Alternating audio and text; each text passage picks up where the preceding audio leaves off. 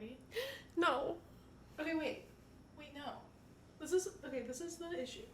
We start with banter, and then I come in with my thing.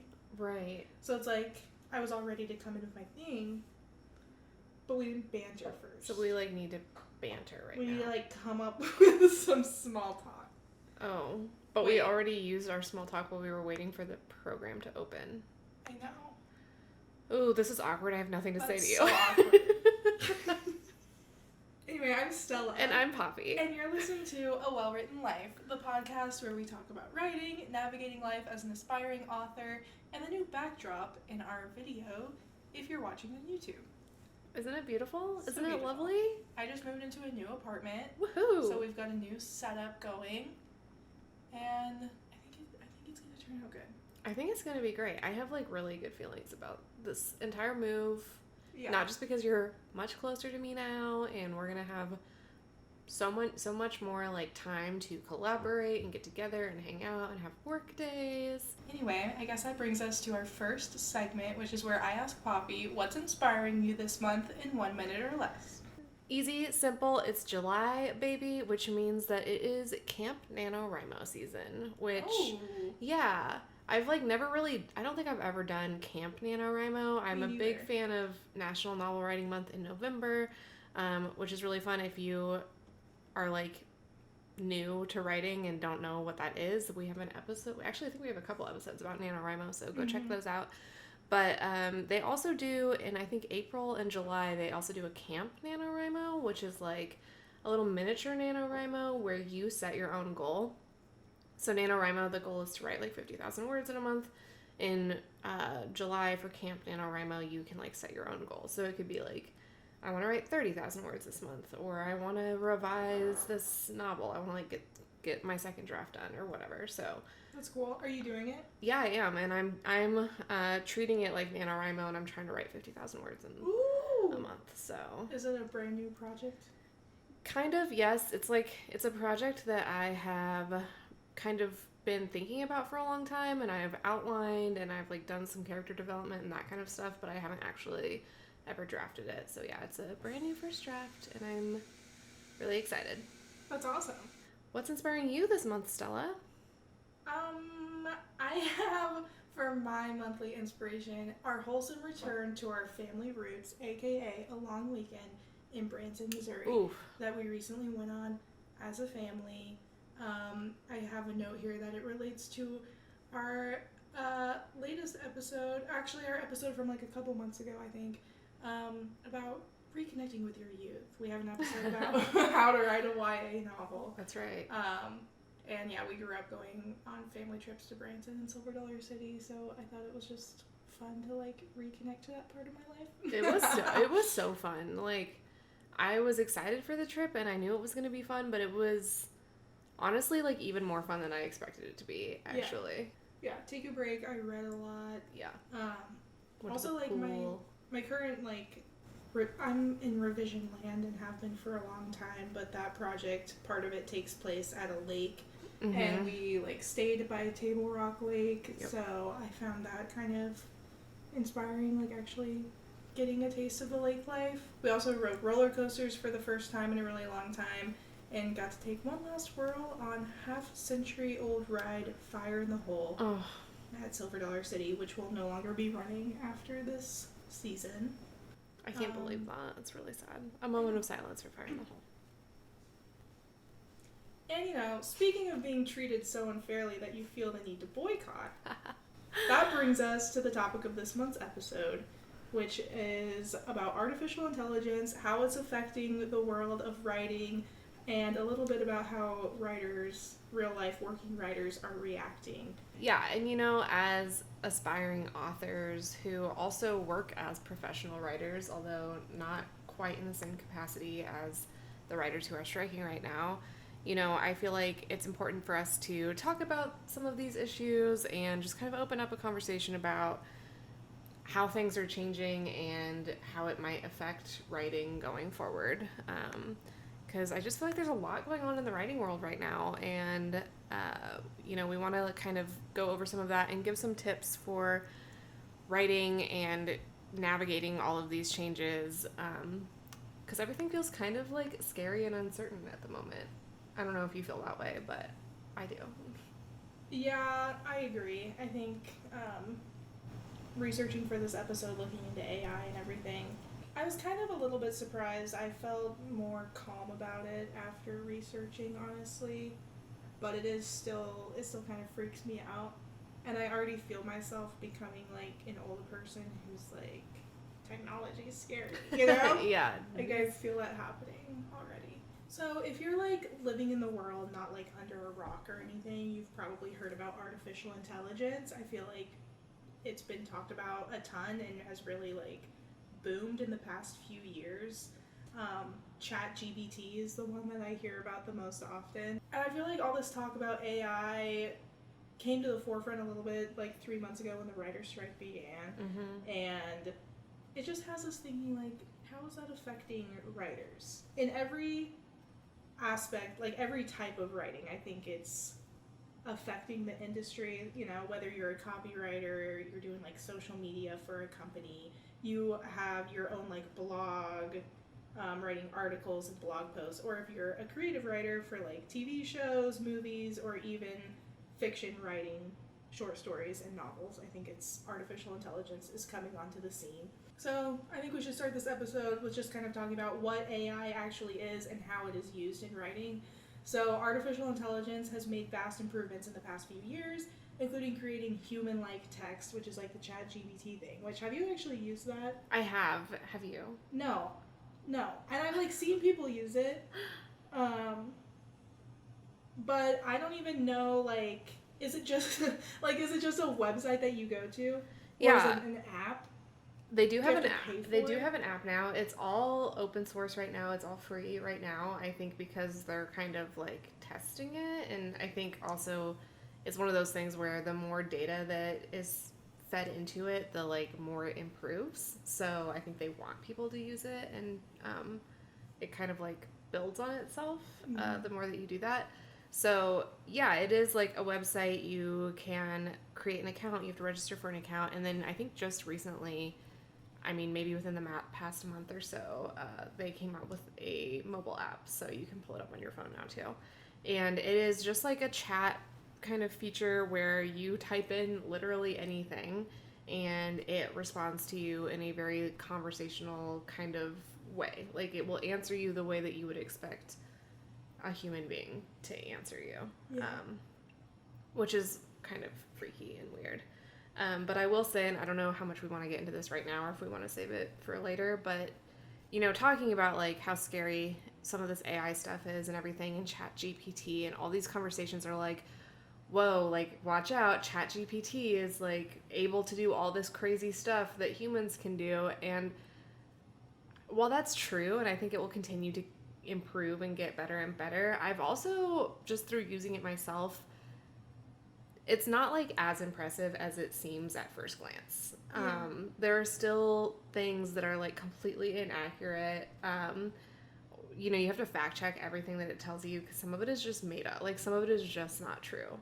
So there are limitations with it, and I think that's something we can talk about more as we go through this episode. Sure. But they're like, this isn't the only form of artificial intelligence. Obviously, we've seen it like I know about this. I know about like the whole self-driving car thing, which I don't understand how that works either, because I assume that you have to, because like with this, artificial intelligence is now developed enough to where it can create an entire blog post or article within like seconds or minutes, and companies have began using these tools to supplement their writers, to craft content from social media posts to financial reports and like everything in between. But it still has to be prompted by a human, right? So like, I don't understand the self-driving car thing. Like, do you just put in an address and then you like trust it to take you somewhere? I mean, like, because you would still have to be paying attention, right? I don't know. I don't know anything about self-driving cars except for there's like one scene in Silicon Valley where I don't remember the character's name, but he gets into the back of a self-driving car. It's really funny. Oh yeah, Have the you guy seen who that? was in The Office too. Yeah, and then it drives him. Is his name Jared, or is he Jared in The Office? Oh no, he's Gabe in The Office. Yes, Jared in Silicon Valley gets in the back of a self-driving car, and it takes him to the completely wrong place, which is very funny. But that is literally my only like knowledge of self-driving cars. Yeah. And then the other AI thing that I feel like I've heard about recently is like on Snapchat, there's like a chat bot. Oh, I haven't heard of this one. Where you just like are talking to a robot. I'm old and out of the creepy. loop. I don't know how I feel about that. It's like you want to chat with someone, so you're chatting with an AI robot. Oh, and then there's the artificial intelligence AI DJ on Spotify. Oh, yeah. Which that's kind of cool, and it sounds like a guy talking. Yes. Weird. We've used that a little bit, but it's funny. Again, he's always like, now I'm going to play you some songs that you've been really into lately. And he did that the other day, and it was this like, and it was on my husband's account, but it played this like really old blues song, which like, we like the blues, but it's not like, the way the DJ presented it was like, this is like an artist you're a huge fan of and you listen to all the time, and it was like some obscure old, very old blues artist, and my husband's like, I've never heard of this guy, but okay. That's really funny. Yeah, a robot telling you what you like. Anyway, so I have like a note here from my research about how they actually work. So AI tools use machine learning and neural networks to mimic human cognitive functions like learning and problem solving. So that it's been programmed to kind of like act like a human. So when the user gives written instructions to the tool like ChatGPT or whatever, the tool will rapidly scan the web and gather data to summarize like large volumes of text and stuff. And then I don't know if this matters to anyone, but it uses natural language processing, which is aka NLP, and natural language understanding, NLU, to help it understand the human language well enough to write in the same way humans do. So it's programmed to not write like a robot, to write like a human, right? Which is where it gets like kind of creepy, right? Okay, so then like how it's actually used in the context of writing as like a writer would write. Artificial intelligence tools, they can save time by generating content ideas, outlines, and rough drafts. And then the idea is that like human writers could then refine, personalize, and optimize these drafts so they appeal to both readers and search engines. And in my research, I found that like text-based AI programs can quickly spit out a comprehensive article outline in seconds and then generate an entire article based on that outline in minutes. So it can kind of like do the whole shebang. AI tools are kind of seen as like they could be really helpful for writers looking to maximize like productivity, and I'm sure that's how companies are viewing them too. Like it can kind of take away some of the brunt work of research, especially because it just immediately scans the web for information. And I actually found this sci-fi author, have you heard of him, named Tim Boucher, who he says that he wrote 97 mini novels in 1 year using artificial intelligence. Wow. Which is crazy. Okay, I want to know more about that. Yeah, so I've got more on him later. Oh, good. Okay. Because I have some questions. With all of this happening, like, AI can just, like, take away a lot of the work that writers have to do in researching and, like, understanding other texts, especially with, like, reports, and I could see, like, articles and blog posts and at, like, a copywriting job, especially, like, stuff like that. It's been raising the question, like, with endless knowledge and lightning speed, is artificial intelligence going to eventually replace writers as a whole and like overtake the writing profession? Which is weird and scary to think about. So there are rumblings out there that writers might eventually be replaced by artificial intelligence tools who are able to produce quality content quicker than humans. And while there's no denying that it makes the process a lot quicker in a lot of ways, as intuitive as those programs are, I was researching stuff that was saying they're still far from replacing a team of like client-focused human beings, because creativity and nuance are essentially like human abilities, and they're still necessary to convey emotion and fully adapt to like client needs, especially like if you're working at a company and a client gives feedback on something, to give it like a human touch and to fully connect to the audience and everything. They're saying that AI tools are not yet able to do that. But I get creeped out thinking about like, they're not yet able to do that. but 10 years down the line, what are they going to be able to do? You know? Oh yeah, because they have already advanced so rapidly. Because I kind of want to tell a little personal story here. So a couple of years ago, I was working for a content marketing company where I saw this in my personal life, like in my real life. I saw this happening. I was a content manager and I quit that job for many, many reasons. But one of them was I was asked at the time to research essentially how we could use AI to supplement our writing team, which my job as a content manager was to oversee a team of, we had 10 writers at the time.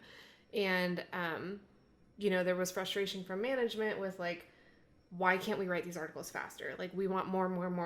We want like a ton of SEO content up on the web, like as fast as we can get it. And so they asked me, like, how can we use AI to do this faster?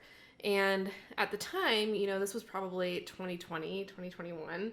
I was researching these AI tools that were out there and they were terrible. Like, they were so bad. The content that it spat out was just like nonsensical. It didn't make sense. They were essentially like content spinners, which means that these tools like crawled the internet for, whatever search terms that you gave it, and it would take the content that was out there and kind of just like regurgitate it, combine it, regurgitate it, and then like replace words with synonyms so that it wasn't completely copying the content that already existed. But then you would end up with really weird sentences where it was like, instead of saying, this is the top way to do whatever, it would be like, this is the hat way to do whatever. Oh because my God. Yeah. Like they would confuse top and hat as synonyms when it didn't really make sense.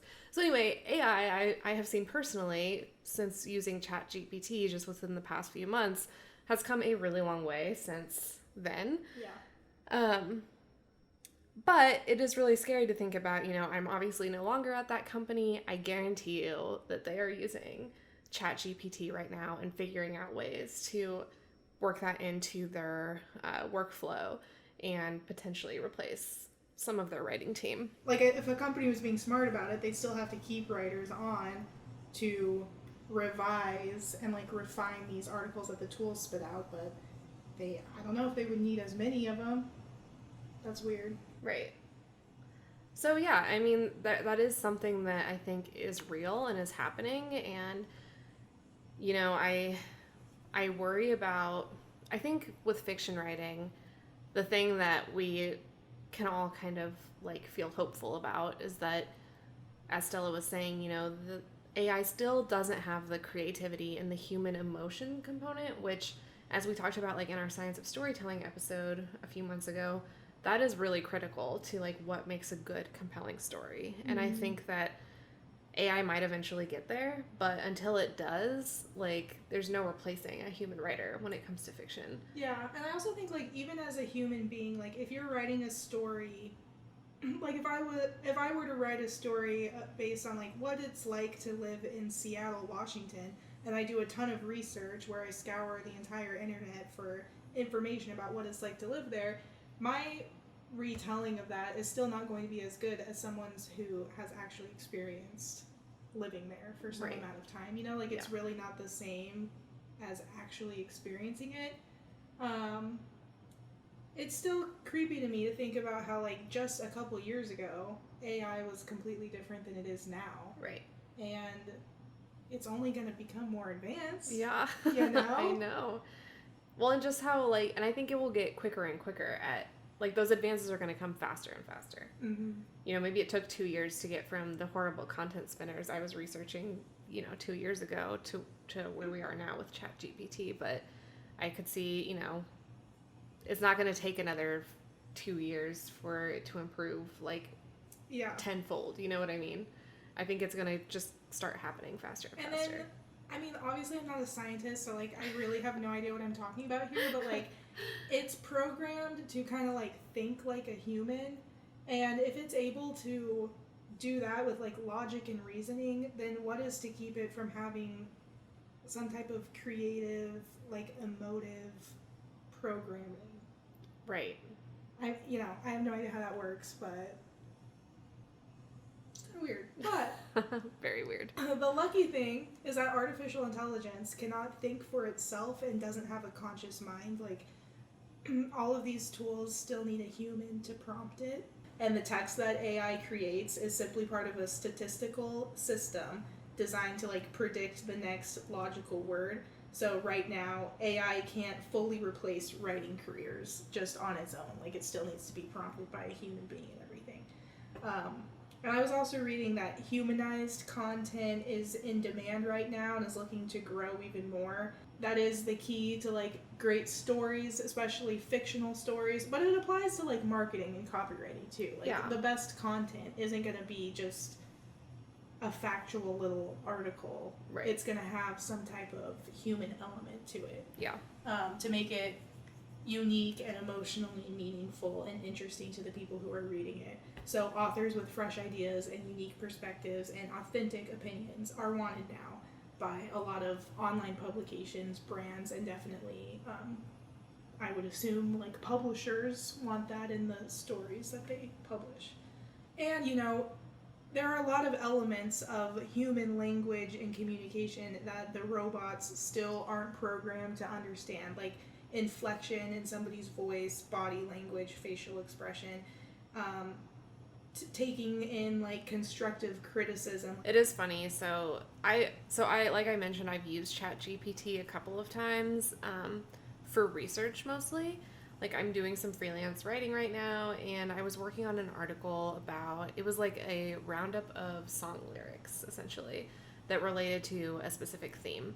And I was like, oh, this is something ChatGPT might be able to help me with. I can be like, you know, instead of me, like, just kind of scouring my own brain, which has a limited knowledge of song lyrics, you know what I mean? I could be like, you know, hey, ChatGPT, can you help me find some song lyrics that relate to this theme? And it can scour the entire internet for me in seconds and, like, give me back some results. So I asked it to do this, and it was like, oh, yeah, here's this lyric in the song Good For You by Olivia Rodrigo. And I was like, oh, I'm like, I know that song. And I'm like, and I don't remember that lyric, you know? Yeah. And so I went to Google, and I, like, pulled up the lyrics to that song. The lyric that ChatGPT told me, like, just did not exist. And then it gave me a couple of songs in that same list by artists that are real, but then, like, I looked for that title of that song, and it wasn't out there. That's it was, like, weird. It was not on Spotify, it was not on YouTube, it was not in the Google, like, it was not in the Google search results, like, that song just didn't exist. Like, it was just not real. Like, ChatGPT just made something up. Yeah. And I'm like, so I, like, went back, and I was like, this, like, is wrong. Like, this is not true. And they're like, oh, sorry. And they're like, here are some other options. And they were still incorrect. So, you know, yeah, I don't think constructive criticism, I mean, that's just a silly example and not really, like, related to, like, something that it wrote and, like, the quality of the writing and getting constructive criticism on that. But it is something just to keep in mind if you are thinking about ways that you can incorporate ChatGPT into your research or into your work, whatever it may be. Just fact check it, because it's not quite quite there. Yeah, that's interesting. Okay, and I think that this whole conversation is interesting, and it kind of like I get a sense that this applies more heavily to like copywriting and like blog style content, because it's needed like quickly. It needs the whole SEO optimization thing. I feel like they would, you know, companies would be really attracted to these types of tools to help them do that. Oh yeah, because it's all about the bottom line. Yeah. Yeah. But I think what's like really interesting is that it doesn't stop there. It's also affecting fictional storytelling too. And so I have a few notes here about this author that I found in doing the research, which is Tim Boucher, who wrote close to 100 sci-fi novels in 1 year using artificial intelligence. That's crazy. And this is all according to an article in the New York Post, who interviewed him, and he insisted that AI has boosted his creativity by allowing him to achieve efficiency I could never have achieved otherwise, which I think is really interesting to think about these tools boosting creativity if it's like coming up with ideas for you.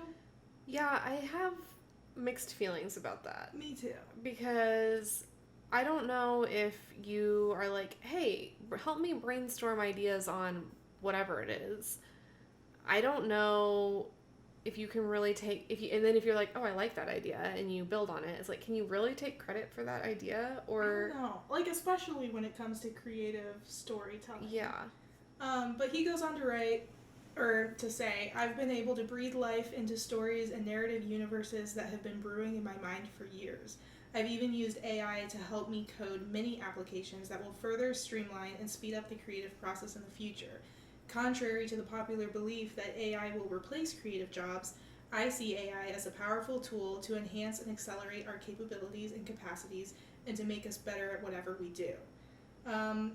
And I guess he's also aware that it has its downfalls too, such as the inability to produce a coherent long-form story. So I guess that's why he sticks to like mini novels, like flash pieces, because I don't think that artificial intelligence is developed enough to create a whole novel like a yet, full-length obviously. novel. Yeah. But the science fiction writer, despite the downfalls, envisions a future where AI-assisted storytelling becomes the norm. Which I think is so weird to think about. Yeah, I don't like it. And I think it raises like an ethical question on like what writers' jobs are, especially in the creative writing fiction space. If you're using AI, like I understand maybe help with like research on like how does something work. Yeah. But I don't understand it in like helping you actually even outline a story or to help write it. Yeah, I have some thoughts on some uses that I think, which we can get into later, like some ways you can actually use AI or ChatGPT to streamline your writing process, and like ways you can use it as an author that I think could help potentially like make you more efficient as a writer and could help streamline your process and free up more of your time to like do the creative side, like the human side of writing, which is the creative like drafting part. But I feel like there is it's like a slippery slope, and I feel like there's a really thin line there that I think this guy might be crossing a little bit, which is, I think if you're using the tool to do actual, like to produce actual words for you or to like produce ideas for you, I don't know if you can still claim that like that is your story. Yeah, and it's also like don't these tools scan the internet for like content that is produced by other people? Right. So it's like taking other people's work that they did on their own and make it easier for you. Yeah.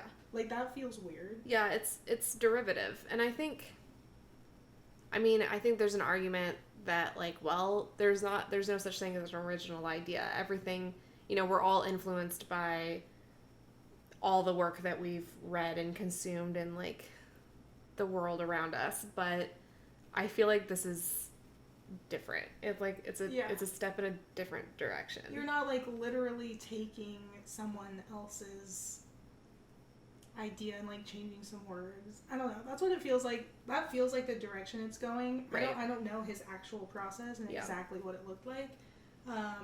But I guess he's not the only one who's doing this. Oh. Because this article was saying that AI-generated novels have created a booming marketplace in recent months, and in the month of February of this year, more than 200 titles were co-authored by ChatGPT. Wow.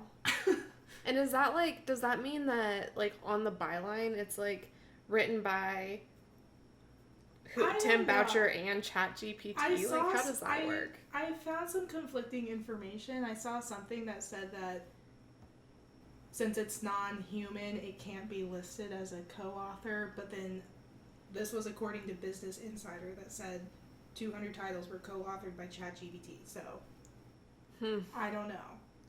I'll have to do some searching on Amazon to see if I can find these books. Well, because it also makes me wonder, like, are there like reputable authors who I read and admire who are using ChatGPT? Like, have I already read books that are co-authored by AI? I feel like you would need to like. I feel like you would need to disclose that somehow. Yeah, I agree. Because that opens up such a huge can of worms. I feel like where there's just so many questions. Yeah, and there's an author named Amar Reshi who recently received criticism online after he used AI to create and self-publish a children's book in just 72 hours. And authors and creators, I guess, were slamming his book, which is titled Alice and Sparkle, for stealing their work, while others critiqued the writing itself. So that's what I find so problematic about this, is like, the tools are scouring the internet for other people's work that human beings have created. Right. So yeah, if you don't change enough about it, about what ChatGPT or whatever spits out to you, then you would be like plagiarizing other people's work. Well, yeah, and I feel like 72 hours is not enough time for you to do your due diligence and, you know, fact check whatever information was given to you, and B, check for copyright and plagiarism issues, because there's no way. And like, I think it's also interesting that not ChatGPT, but like AI can produce images too. Mm-hmm. So that could be replacing illustrators in children's books, which is like, isn't half the joy of like a cute children's story like it's created by other people, like somebody made that, right? And like it takes away some of like the authenticity, right? That it's just a machine spat this out. I think, you know, my favorite children's books, and speaking of, like, you know, children's books specifically, but I think it applies to anything, but children's books especially, my favorite children's books are the ones that I'm like, oh my gosh, that is so clever. Mm-hmm. And like, I like appreciate the author and the illustrator and like the art of it. And I think that's it. It's like, machines can't create art. Like, art is human. Yeah. Human made. Like, art is an intrinsically human thing. And I have issues with machines like encroaching on that territory, and or people using machines and then calling themselves an artist, because I think these tools allow, quote unquote, anyone to write, or allow anyone to be an illustrator if you're just prompting the machine to do it for you. Yeah, I don't like that. And it cheapens, I think, yes, it does. The art it affects form. Like the integrity of what writers do. Yeah. You know? And I think that long form fiction writing especially is such an art form, you know, not to sound all pretentious and everything on my high horse or anything, but it is. It's like, when you're reading a novel, it's like an individual person spent years of their life creating this story that means something to them.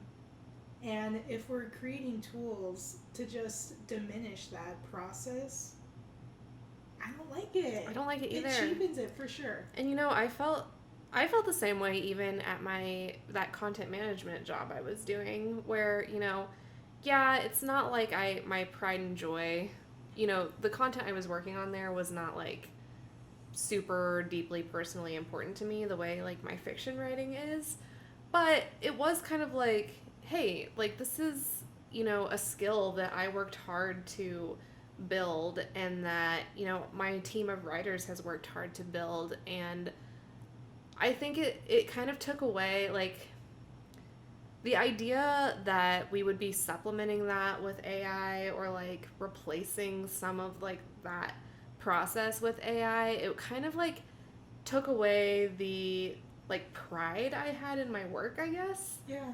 But yeah, it like cheapened that too. You know what I mean? And I think that with like content writing and copywriting and all of that, it might be inevitable, because companies are not going to be able to resist the lower cost and the speed and efficiency of it.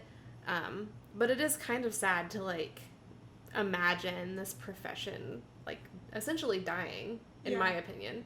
Yeah.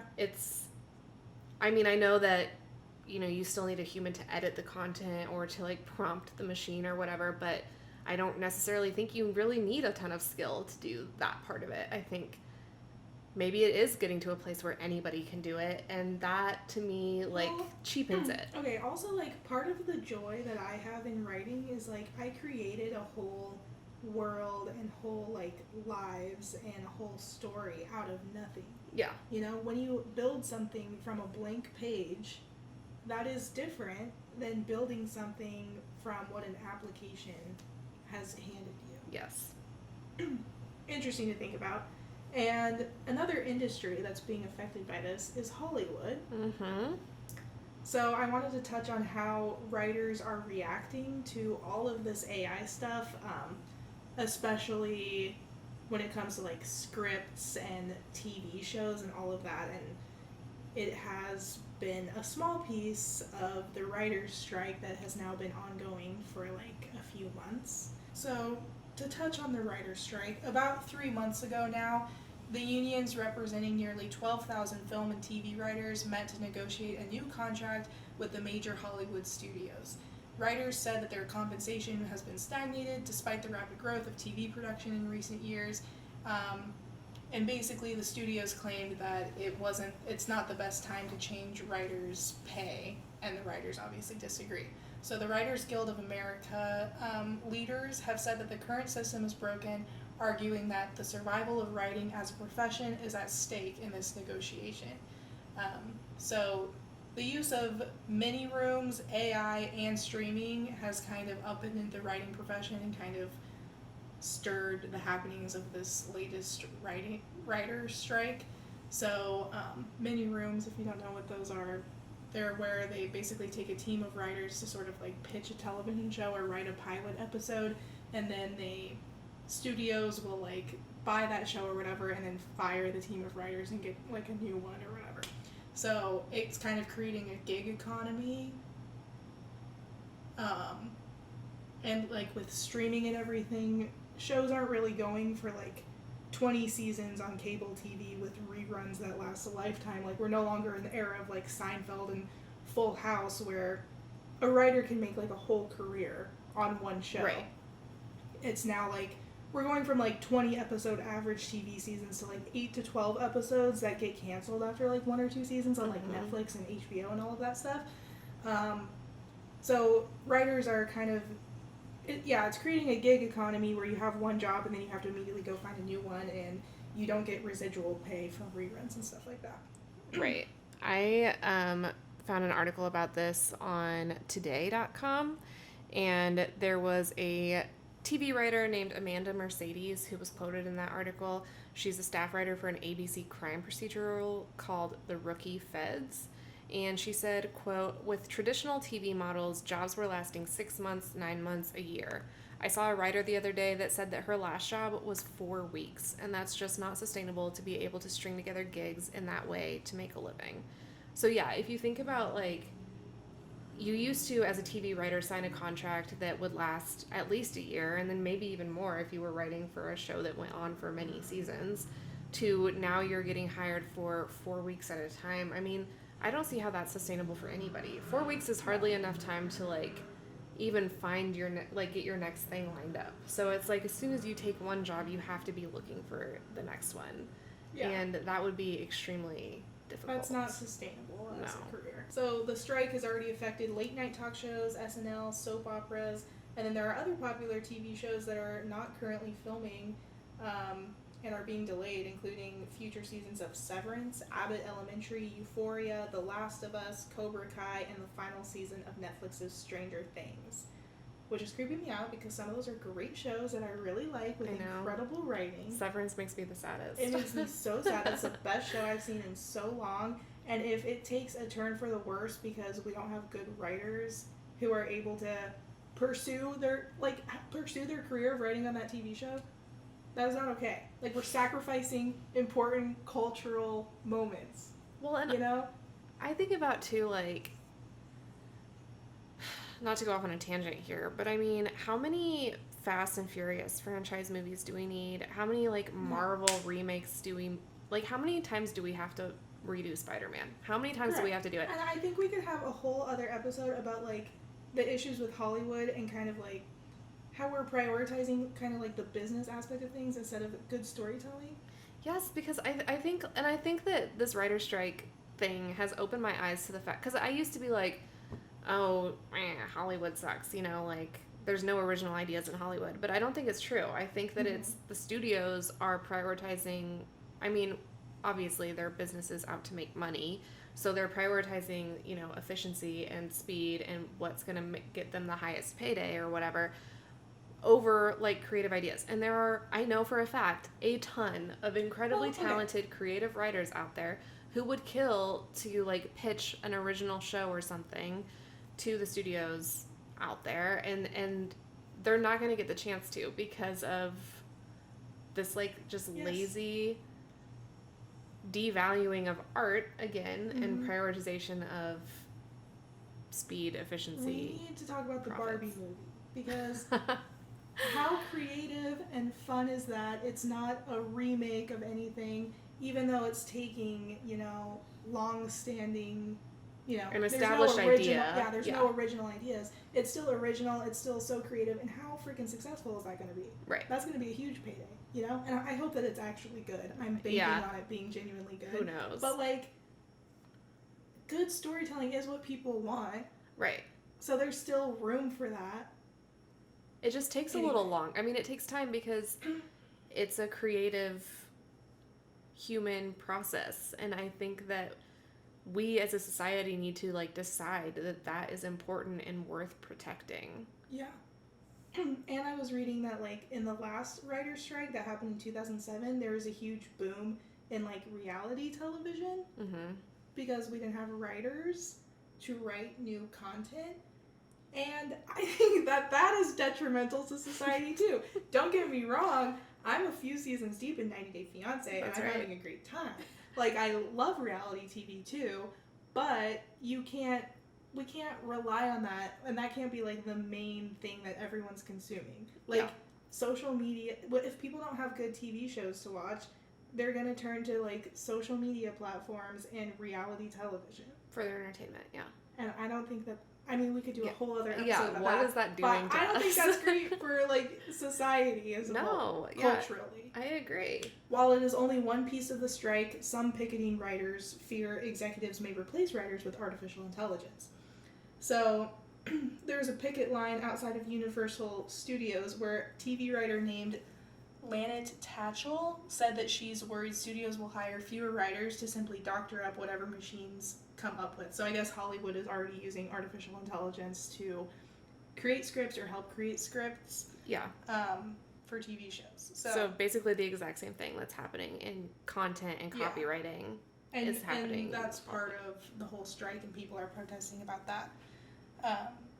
So TV writer Lanit Tatchell said, "We're out here fighting so that the Alexas and whatnot aren't writing our stories. We're not here to rewrite a machine. We're not against the use, if we can find a way to be reasonable, but they cannot be the genesis of any creation. We create these worlds." So she said that she recently read a script that was written by ChatGPT, and she found it severely flawed, kind of, I'm sure, similar to what you were saying. And she said these machines understand the structure of what to do, but it has no depth, no spirit. It didn't have nuance, which is interesting to think about, and kind of what we've been talking about the whole time. I want to say something really snarky, much like the Fast and Furious franchise, but I've never watched those movies, so I don't know that, but but I mean, yeah, I think to me that's a huge issue. If you're a studio executive, is that an issue to you? Or do you not care if it lacks depth? You just want. I'm sure some of them really don't, you know? But that's what makes stories good, is the depth and the nuance. That's what makes it human. And I think storytelling is essentially human. It shouldn't be replaced by a machine, even if it can be. Right. Should we do that? Probably not. So some regulations that the Writers Guild is pushing for would include bans on studios using AI to write or rewrite things like stories, treatments, and screenplays, or even to write the source material that human writers would adapt for the screen.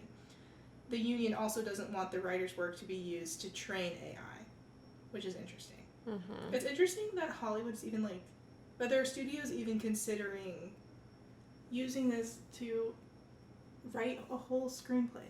Mm-hmm. That's creepy. It is creepy. I don't like that. And what I think is really interesting is the studio's response to these regulations that the Writers Guild of America is asking for, because I don't think that they're unreasonable.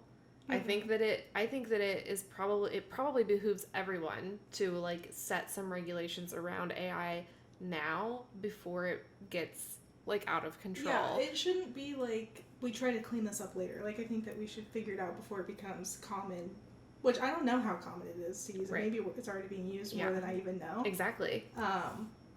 But I don't think it should be commonplace to just willy-nilly, a robot can do it. Right. Because Hollywood is already, like, I don't know, maybe other people still like to go to the movie theater and, like, watch the movies that are coming out, but I feel like it's very rare that a movie is coming to, like, a movie theater from a major Hollywood studio that is compelling. Right. I agree. And I think that this is only going to make it go downhill further. Exactly. And I think what's really telling is that, so the WGA is asking for these regulations, and my understanding is the studio's response is that the use of AI raises creative and legal questions for everyone and that it requires more discussion. In negotiations, they declined the WGA's proposals and countered with, essentially, we'll keep talking about it. Okay. So not great. It just doesn't seem promising to me. Yeah. It doesn't seem promising. And then if this, keeps going in this direction, the other thing I'm worried about is, if writers can't make a career out of writing, then I think it's going to discourage people who are naturally drawn, who are natural-born storytellers who otherwise would have pursued this as a career and maybe created excellent stories that resonate with everybody. They're not going to be able to pursue writing. They're just not going to pursue it as a career anymore. Right. And there's going to be, less writers, which I don't think is good either. No, I think it's sad. Because we need good, new, fresh ideas, I have another quote from that TV writer I mentioned earlier, Amanda Mercedes. She said, quote, and I think this speaks to, the kind of ripple effect also that this strike is having on the rest of the industry in Hollywood, which is that, like Stella already said, a bunch of these shows have been shut down. Stranger Things, Abbott Elementary, Loot, Hacks, and heartbreakingly Severance have all paused production. They cannot move forward without writers. Mm-hmm. And, it's affecting, I was reading an article about how it's affecting everyone from hairstylists in Hollywood to caterers to, basically the entire town is shut down. The industry is shut down because of this writer's strike. And so this quote from Amanda Mercedes, I really loved, that TV writer. She said, quote, "The creativity starts with us and the rest of the industry can't move forward without the words on the page." And I think that that's really important to remember, and maybe kind of a little positive, bright side to all of this, which is to remember, writing is really valuable. It is really important. Mm-hmm. And human creativity can't be replaced by machines yet. I think the question we have to ask is what role does writing play in our society and how valuable is it? Okay, so there are other Hollywood writers who say that they're using AI in the form of language learning models to come up with ideas or spin out potential plot lines or develop characters,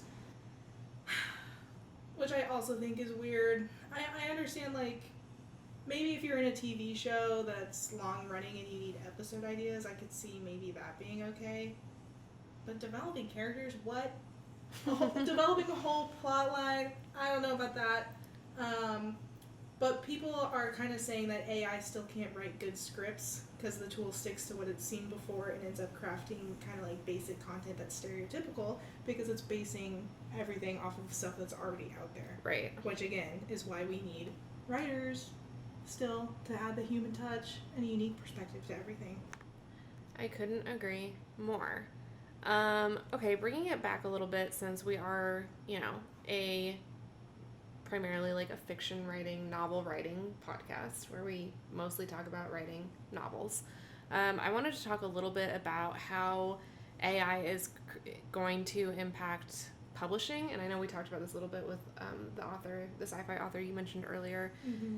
But the general attitude of the publishing industry seems to be that publishing professionals are skeptical of AI. I think a lot of them feel the way that we feel. And the other thing is the publishing industry is notoriously very slow moving. It is an extremely slow industry. Everything takes forever in publishing. So I think that it will probably take a while for the publishing industry to really embrace AI and to use it the same way that maybe Hollywood is already starting to. And it's a little bit different too, right? Like most of the time, I think authors are kind of the ones driving the publishing process.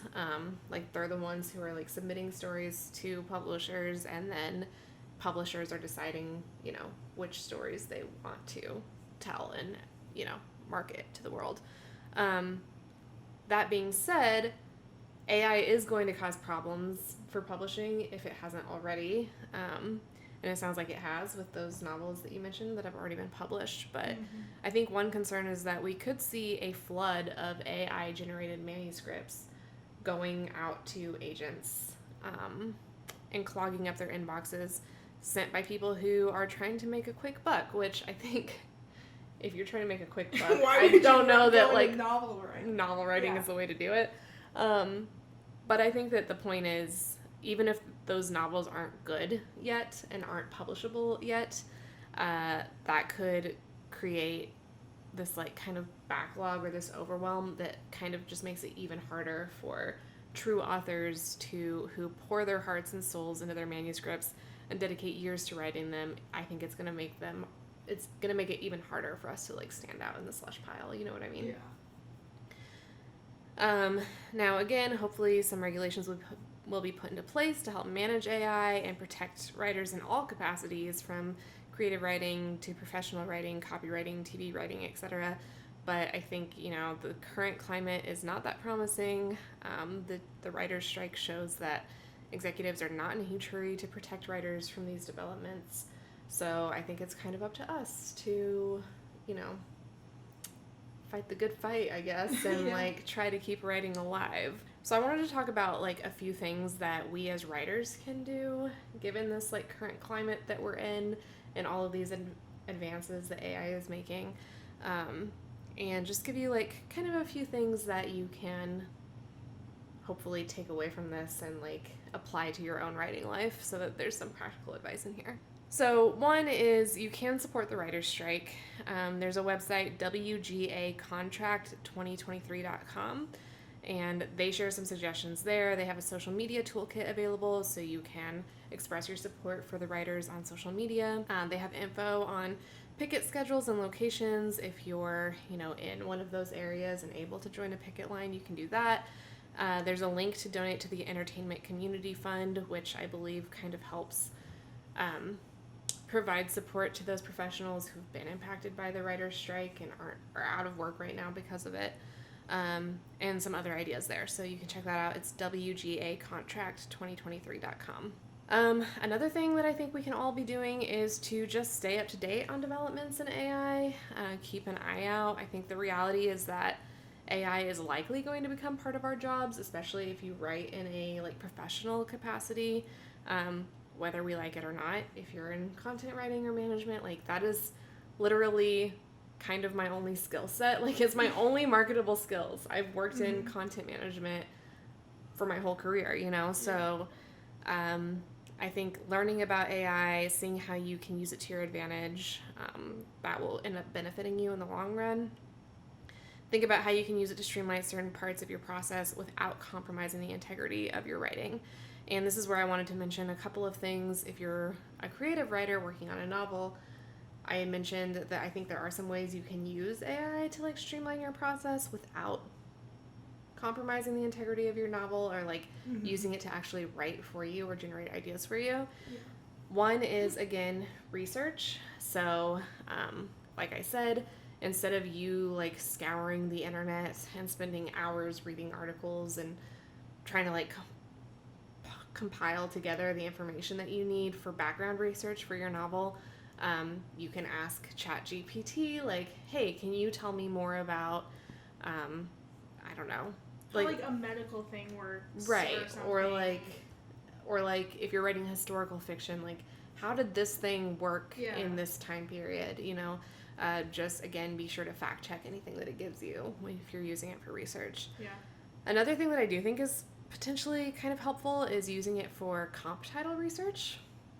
That's a good one. I tested this the other day because I heard someone else talk about it in a video about AI, and I was like, oh, that's interesting. I'm curious how that could work, because there are so many parameters around what makes a good comp title. We have a video about picking comp title, or not a video, we have a podcast episode about picking comp titles that you should check out if you want to know more about those kind of parameters. But you can ask ChatGPT to, hey, can you find me a list of book titles published in the past 5 years that deal with one or more of these elements, and list some elements from your novel. And it can, again, scour the internet for you and kind of tell you, oh, here are some stories that meet that criteria. I guess double check those in case it's like the song. Correct. Again, yeah. Again, I did that, and then I haven't fact checked them yet, but there are a couple of them that I'm like, that sounds made up. I don't know if that's true. Weird. So yeah, just take it all with a grain of salt. But yeah, and I think another thing you can do with it is you can use it to help you think about how you want to spend your writing time, or break up your writing process. And I saw this mentioned where it wasn't even talking about writing per se, but it was like, you all should be using ChatGPT to help you streamline your morning routine. And they were like, hey, ChatGPT, can you design a morning routine for me that includes this, this, this, and this? And I'm free from this hour to this hour. How would you structure your morning? And it kind of suggested a morning schedule for this person or whatever. And I'm like, oh, you could potentially do that. Hey, I want to write this book in this time frame. How should I break up the process? And what deadlines should I set for myself? That's interesting. So I think that would take a little bit of messing around and finagling to get it right, but potentially those are some ways that you might be able to use AI to kind of help you streamline your writing process without actually doing any of the creative writing for you. Yeah. But I think some of those tasks are time consuming, and it could free up a little bit more of your time for the actual writing part of it. Yeah. I think the key to embracing AI without having it destroy the integrity of the writing profession as a whole is to help you be productive, but not to replace the creative process. Yeah, exactly. I agree with that.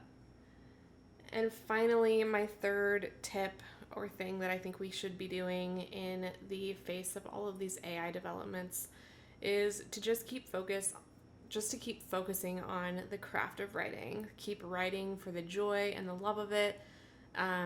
Focus on character development and creating complex, relatable human stories, because that is what sets human writers apart from AI. It is the thing that AI can't do yet. So I think maximizing those sort of quote unquote soft skills that are uniquely human, and really becoming a master of those, that is going to, number one, help you write truly great stories that resonate with readers, and number two, kind of hopefully protect you from being totally obsolete. Yeah, being completely replaced by AI. So definitely. That flows very nicely into the third and final segment of this podcast, which is revisions, aka a takeaway from this month's episode. So mine is basically reiterating what we've talked about, which is that we still need a unique, deep, and meaningful human touch in the stories that matter most and draw the most people in. And I'm optimistic that these meaningful stories, human storytelling, human writing is not going to be completely eradicated by rapid production needs, reality TV, social media viewership, or artificial intelligence. Because us human writers have something that all of these don't, which is a soul, okay, and unique human experience that we channel into the things that we write. Yeah, and I would argue that good writing is more important than ever to save us from shitty Hollywood remakes,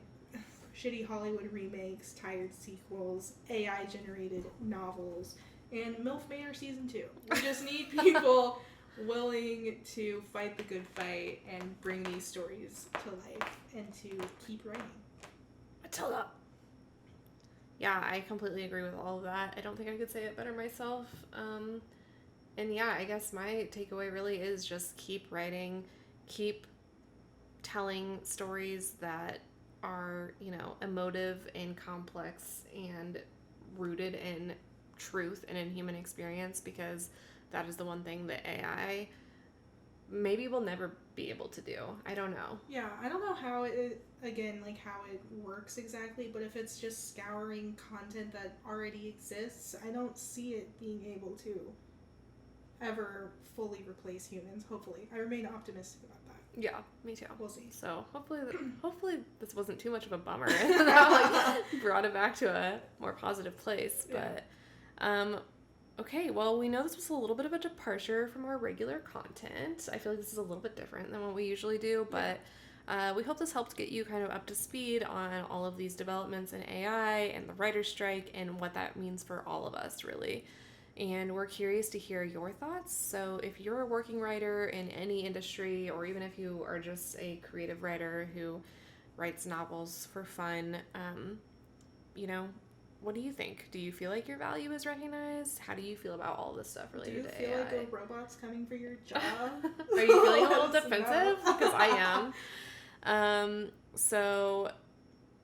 We would love to hear from you. You can send us an email at wellwrittenlifepod@gmail.com. You can also join the conversation over on Instagram or in the YouTube comments at wellwrittenlife.